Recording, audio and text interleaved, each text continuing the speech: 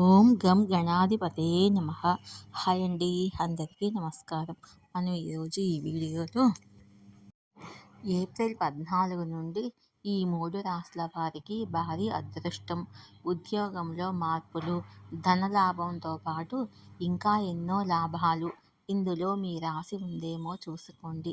ఈ వీడియో కనుక మీకు నచ్చినట్లయితే లైక్ చేయండి, షేర్ చేయండి, సబ్స్క్రైబ్ చేసుకోండి.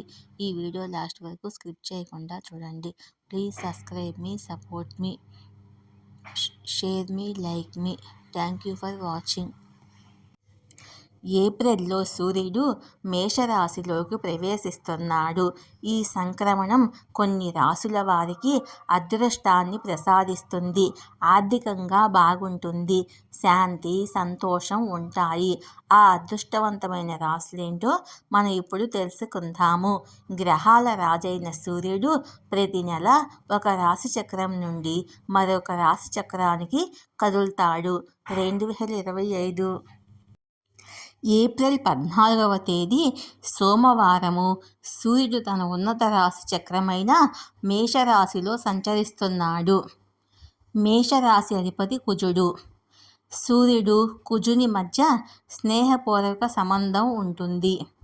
సూర్యుడు మేషరాశిలోకి ప్రవేశించడము కొన్ని రాశి చక్రాలకు చాలా ప్రయోజనకరంగా ఉంటుంది. సూర్యుడు 2025 మే 15 వరకు మేషరాశిలోనే ఉండి ఆ తర్వాత వృషభ రాశిలోకి ప్రవేశిస్తాడు. సూర్యుని అనుగ్రహం వల్ల ఈ రాశి చక్రాల అదృష్టం నక్షత్రాల్లా ప్రకాశిస్తుంది.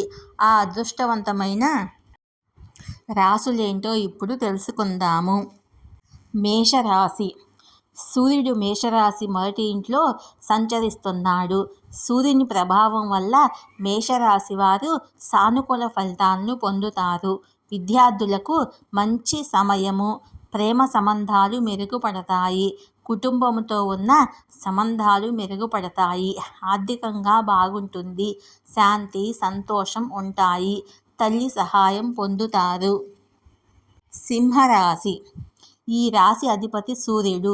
సూర్యుని ప్రభావం వల్ల సింహరాశి వారు ఉద్యోగంలో విజయాన్ని పొందుతారు.